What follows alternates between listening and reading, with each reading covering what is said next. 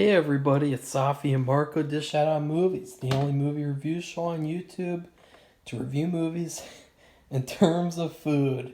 And it's just Marco here once again. I filmed another video for today, but it ended up being a little too long to upload today. So I wanted to shoot this quick video. It'll be such a quick video because this book, Goosebumps, You Can't Scare Me. Ugh, what a pathetic excuse of a Goosebumps book. You know, this story is just atrocious. I mean, you got this. First off, it's really weird because the cover is the ending of the book. I don't know why in the hell you'd want to put that picture on this book because it completely does not it's not a good representation of the book as a whole, and it's pretty embarrassing, you know, to show these mud monsters on the cover, and then you get to the book and it's just all this pranking nonsense the whole time. And now let's get started. First off, you got these two little shitheads, and right off the bat, they're really weird characters because R.L. Stine chooses to describe them as they literally look like cartoon characters. I'm not talking about like a little bit. I'm talking about he literally says this boy looks like Daffy Duck and this boy looks like Goofy or something like that. Like it's really weird the fact that these two kids they look like Looney Tunes characters, and then the whole book is just them pranking this girl named Courtney. And honestly, Courtney isn't really likable either.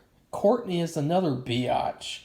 So you got three, and then there's another unlikable character. So you got like three or four really unlikable people as the characters, the main characters, and it's really trash, okay? Because you need at least one character that you like for what happens at the end. And the ending is, honestly, the ending is the best part of the book. Like, they give this really cool history for this entire town of people got, like, they got killed in a mudslide or something, and all the people in the town turned into mud monsters. Like, that's actually a really cool story idea, and they tell that to the main characters like at the very end, and then at the very end you just see like two mud monsters, and then the kids run away. So this book, I don't know what R.L. Stine was thinking, honestly. I don't know what he was thinking in this story and doing this big bait and switch where most of the story is just this really stupid and immature story where it's just about these two kids who want to prank this girl and then she wants to get back at them. Like, just, I don't care. I really hated reading this book, honestly. It was a pain in the ass to read. It was miserable. It was stupid. I can't, and that's another thing too. At least if you're gonna make this non-horror, because that's another thing too. I don't know what was supposed to be scary about anything in this book except for the ending.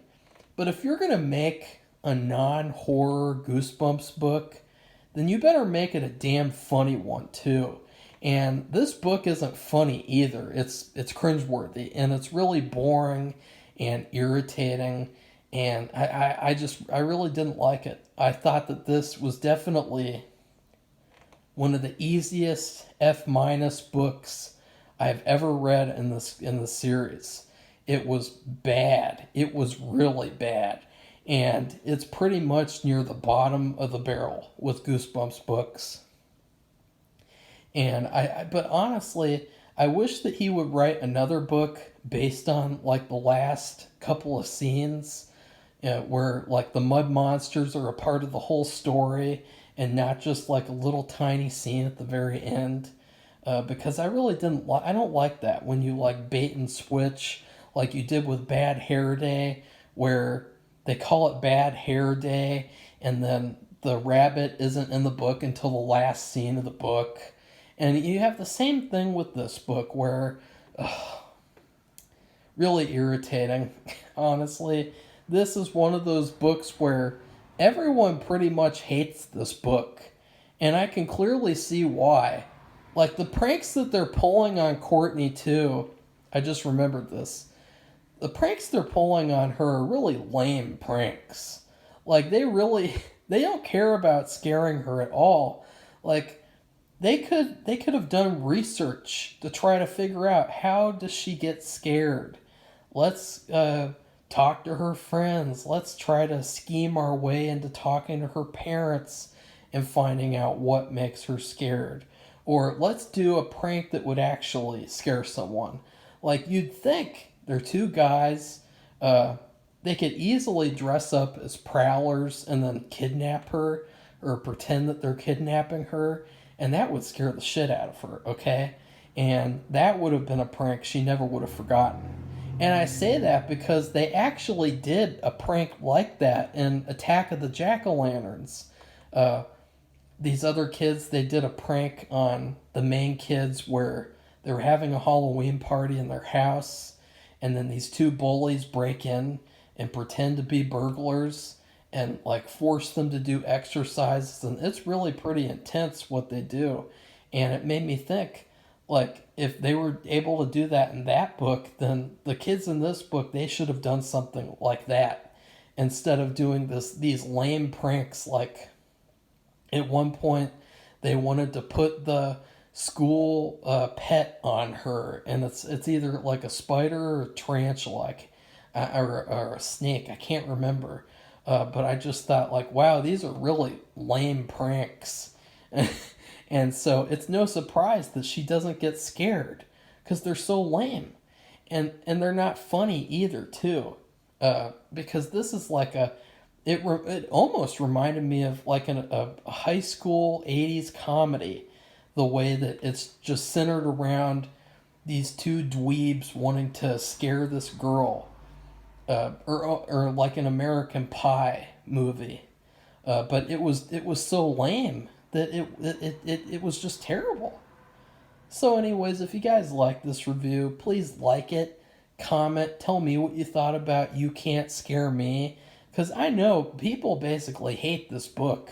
Like there's very few people who like it and who can actually defend it. And then please subscribe to our channel if you'd like to see more Goosebumps book reviews. Goodbye everybody, see you soon.